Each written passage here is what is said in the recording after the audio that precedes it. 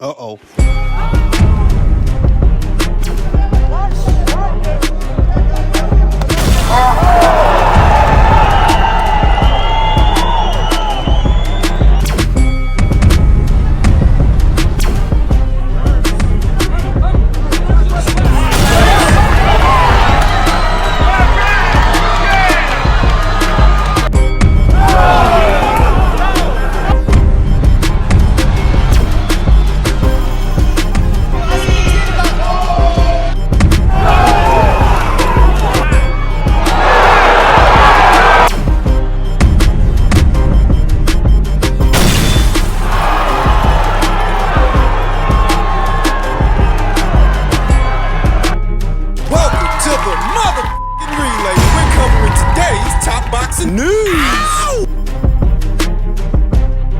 Okay, we'll start with this.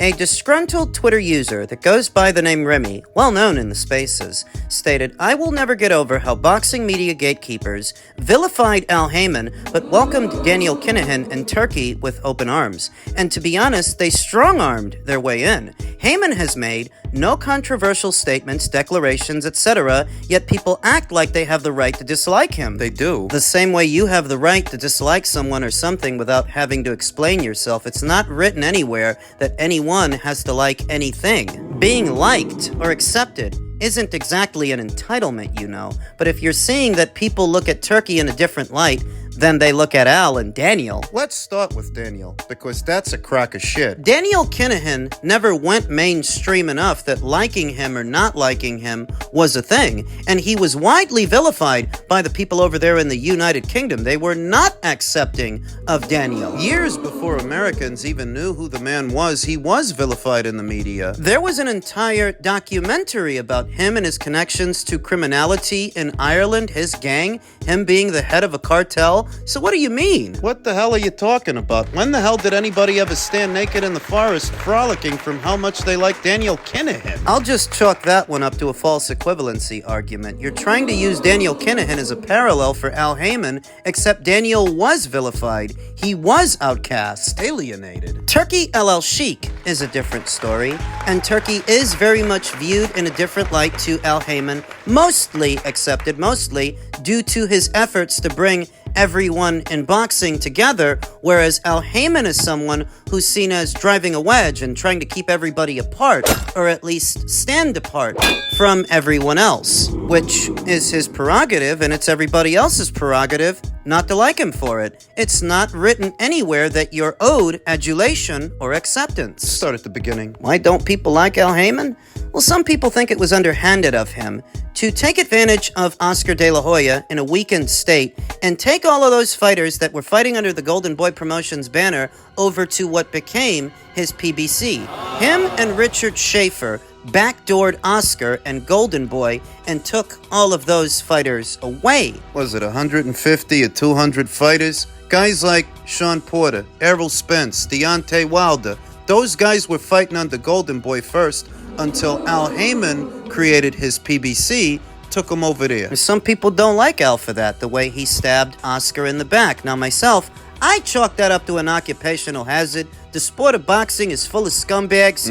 Al Haymon's just another. But there are some people that don't like him for that. The biggest indictment against Al Haymon is he's viewed as being an obstruction artist and a separatist. He wanted to stand apart from the established game in town. Top Rank, Golden Boy. Turkey isn't viewed that way. Turkey is viewed as someone that wants to bring everybody in boxing together, where Al Haymon is viewed as someone who wanted to stand apart. And the PBC wasn't subtle about it. I mean, they didn't hide it. Upon the PBC's inception, it was not their intention to unite boxing. It was their intention to stand apart, to carve out their own lane. As an affront to Top Rank and an affront to Golden Boy. Why is that bad? Well, people didn't really start complaining about it until they noticed the number of fights that weren't happening as a result of this new, more divided boxing landscape when Peter Quillen drops his WBO title so he doesn't have to fight Matvey Korobov, who was with Rock Nation at the time. Well, Haymon had issues with. Issues with Rock Nation, and as a result of those issues, Quillen versus Korobov, didn't happen. Santa Cruz versus Ragondiel, that's another one that got away. Golden Boy Promotions was on the eve of putting that fight together until Leo Santa Cruz was instructed by Al Haymon. It's not a good fight, people don't want to see it. He guides him in another direction. There are so many stories just like this one, more than I have time for in this video, but fights like Quillen versus Korobov, Ragondiel versus Santa Cruz. That didn't happen. Tevin Farmer versus Gervonta Davis. Long before Gervonta Davis made his pay-per-view debut, he was offered millions by Matchroom. The unified titles with Tevin Farmer at 130, didn't want to do it. Didn't happen. Another one, Jermall Charlo versus Demetrius Andrade. Same deal. Big offers from Matchroom to unified titles at middleweight. Didn't happen. Spence versus Crawford. Back when Terrence Crawford was on the top-ranked side of things, who was it that said he's on the wrong side of the street? Spence. You didn't hear stuff like that before the inception of Al Haymon's PBC, and I'm old enough to know that in previous eras of boxing, we never sat around in barbershops or on street corners talking about sides of the street because this guy fights over here and that guy fights over there. Al Haymon created a more divided boxing landscape that prevented a lot of fights from happening in a timely fashion and some that didn't happen at all. So while you're wondering why Turkey is accepted and Al Haymon was not, Turkey works to bring everybody together. Matchroom in Queensbury, Top Rank and Golden Boy, even boxers at the table. He's helped to bring everybody together, whereas Al Haymon is a separatist. He wanted to stand apart. Keep everybody divided. So why would they be viewed in the same light? Why would you expect a boxing fan to accept that? If it means they don't get the fights they want to see, and they don't get them in a timely fashion, in some instances they don't get them at all. Why would you expect a boxing fan to accept that? In the last 7 or 8 years, PBC has done more to inundate the boxing landscape with overpriced fights, pay-per-view after pay-per-view,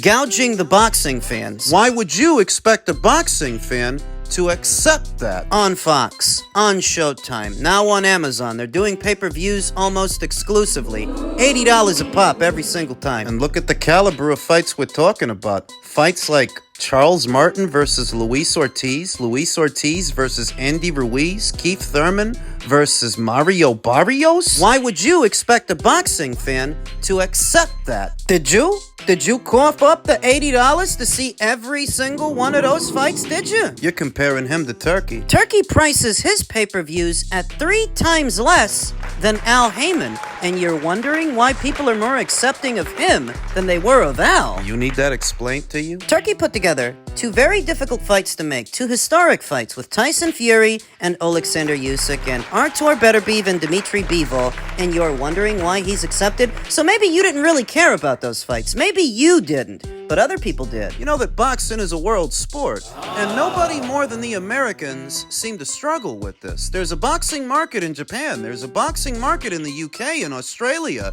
in Asia. In Latin America, boxing is a world sport that doesn't revolve around you. Turkey seems to understand this. A lot of other people do too, you don't. And that's why you're making false equivalency arguments about Turkey and Al Haymon. So let's recap.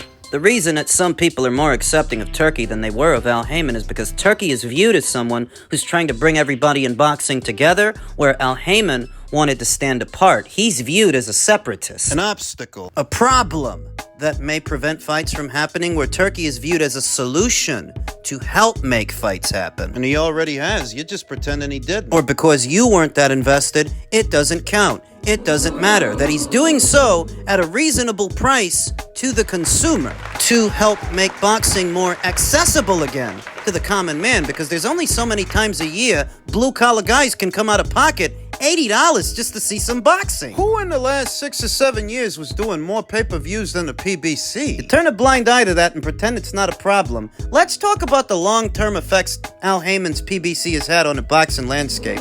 Kicked off of NBC, kicked off of Fox, kicked off of Showtime. You turned boxing into a hot potato, a money pit for the major broadcasters. Long-term effects. Constantly putting fights behind a paywall shrunk the audience that consumes boxing because it became inaccessible to them, and how they compensated for that was with piracy. Illegal streams. It's worse than it's ever been, and that goes hand in hand with the number of pay-per-views they were putting out there. The pay-per-views and the piracy have a symbiotic relationship. Do you thank Al Haymon every time he charges you $80 in a calendar year? This is an admission of guilt, an admission of retaliation. Says it all right there. He can't get over how Al Haymon was treated because he's the one likening him to Turki Alalshikh when they're very different. I wouldn't compare them. They're almost polar opposites. No, what you were expecting was that Al Haymon should get to do whatever he wants and we're all supposed to just give him a pass for it because maybe you're staying on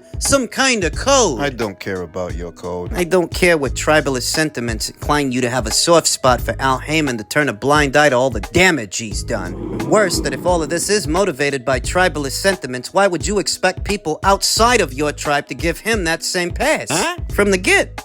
Likening Al Haymon to Turki Alalshikh is a false equivalency argument because they go about things differently. Their aim is different. Their bottom line is different. In another rousing round of whataboutisms, you've given it away that when you and other guys like you try to give Turki a hard time, or downplay what he's doing in the sport, you're only doing so to retaliate for Al Haymon. Well, that's what I figured. It's what I thought, but I've already spent too much time on what is Al Haymon's failing promotional outfit, his failed experiment that's withering on the vine. More time than they actually deserve in this calendar year. Because they're fading into obscurity. This is probably more time than this subject deserves at this point. Because I see a lot of the pushback is coming from Americans, I thought I'd address it. Itemized list of reasons why people don't like Al Haymon, but they like Turki Alalshikh. It's simple. One guy works to unite the sport, and one guy was working to keep it separate. One guy wants to make boxing affordable to boxing fans, and one guy was gouging them. You expect people to love him for it. Well, I don't. Even if you do. In men's cruiserweight news, Eddie Hearn has said that he believes that Jai Opetaia versus Zurdo Ramirez, number 1 versus number 2 cruiserweight clash, could take place in October in Riyadh because Zurdo has been ordered to face his mandatory challenger, Uniel Dorticos, next. That fight between Uniel and Zurdo has not yet been announced. But I heard a rumor a couple of weeks ago that it's all but done, that it is going to happen. What I don't think is going to happen is the Jai Opetaia fight in October. I don't think that's going down, no sir.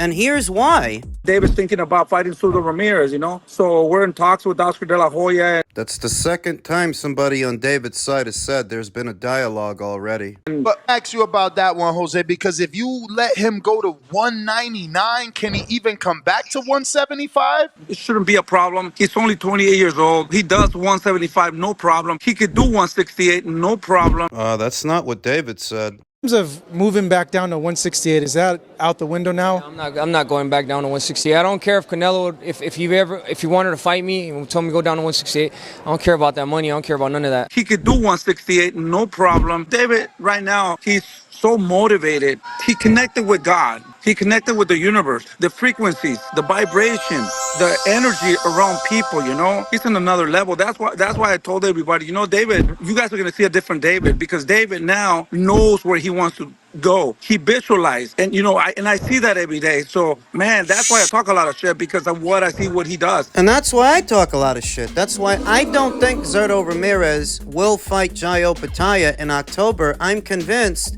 if he makes it past Dorticos, he might fight David Benavidez right after that. I'm convinced. Team Benavidez has been sowing the seeds for that fight since before they beat David Morrell. They've been hinting at it, talking about moving up and fighting Zurdo. And you know that's what I've maintained here on the channel the whole time, that he will not fight the winner of Better B versus Bivol. He will not be around. 2 or 3 days ago, I saw that Turki Alalshikh stated there may be a trilogy between Artur and Dimitri on one condition. What? And that condition is if Dimitri wins the rematch. This is David's escape route. If Dimitri wins a rematch later on this month, he's gonna haul tail. He's not gonna wait around for Undisputed. He's not gonna wait around for the Saudi bag. He's not gonna wait around for the winner of that fight because he's already decided he's gonna fight Zurdo. They're just trying to ease you into that transition. They're just waiting for you to be okay with it.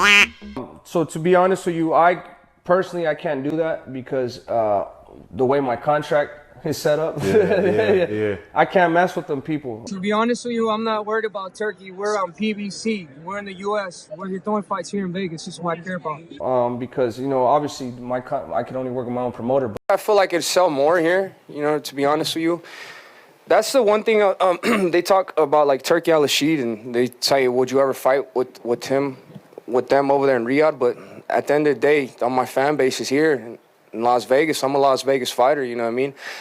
I want to stay here. Oh, you've seen some of these clips already. You've seen them before, but I'll continue to display them until you get the message, because it all looks a certain way once you get the full picture, that it was never their intention to face the winner of that fight. Whether it's Bivol or Better Beef, their minds were already made up. Only 2 fights into David's light heavyweight campaign. He hasn't even been up there that long, but before he even boxed David Morrell, before that, they were talking about moving up to cruiserweight, talking about going up there for Zurdo. They've been planting those seeds. Jose, David's father, was recently on The Boxing Voice, doing it again. I don't even think the Benavidez versus Ramirez fight is a bad fight. I don't. But it is a sophisticated duck. In a manner of speaking, you're going with Zurdo because you figure he's easier to beat than Artur. He's easier to beat than Dimitri. Hell, Dimitri beat him. Took him to school. You know that. You saw it. Everybody did. You've said more than once you've already spoken to Oscar about it. What do you think Oscar prefers? A Jai Opetaia fight for Zurdo? Or a Benavidez fight for Zurdo? And you see how protective he is of William. You think he's not protecting Zurdo? David's thinking about fighting Zurdo Ramirez, So we're in talks with Oscar De La Hoya and... But I ask you about that one, Jose, because if you let him go to 199, can he even come back to 175? It shouldn't be a problem. He's only 28 years old. He does 175, no problem. He could do 168, no problem. It's the one thing that's consistent about David Benavidez's team. They can never get their story straight. Consistently, they say things that don't align, because where Jose says that he can get down to 168, no problem, David literally said the opposite. So do you actually believe that if he were to go up to cruiserweight for Zurdo Ramirez, he's gonna boil back down to 175, boil back down to 168? Are you serious? Oh, you're stupid. You're stupid if you believe this guy. He's doing a thing where he comes out saying so much shit, just so much shit, you lose track of what he says. That's what he's hoping for. That he's saying so much you won't be able to hold him to his word. The fast talker shtick. But he don't talk so fast. Not so fast. I didn't catch that. You ain't fast. And your fans ain't slick. What they're hoping for now is that Dimitri finds a way to win, finds a way to beat Artur, because if he does, they'll use a trilogy between them as a reason to leave the division. Only 2 fights into his light heavyweight campaign. You can't wait one more fight? This is a guy that sat at super middleweight for something like 10 years. He can't wait one more fight at light heavyweight for undisputed. I guess it doesn't mean that much to him. Read between the lines. One fight into his light heavyweight campaign. One fight, he starts talking about moving up to cruiserweight. And I don't think it's because of how easy it was for him to get down there. This guy walks around 2 and change. You got eyes, don't you? Maybe they just see what you want to see. And that's fine, because I can see things too, and I can see he's not fighting the winner of that fight. Now, it'll be really awkward if Better Beef beats Bivol again. And there ain't no trilogy excuse to fall back on. You'll have a direct shot at the winner of that fight. But you won't take it. I can guarantee David is not sticking around for the winner of that fight. Screenshot it, screen record it, quote me. You'll see.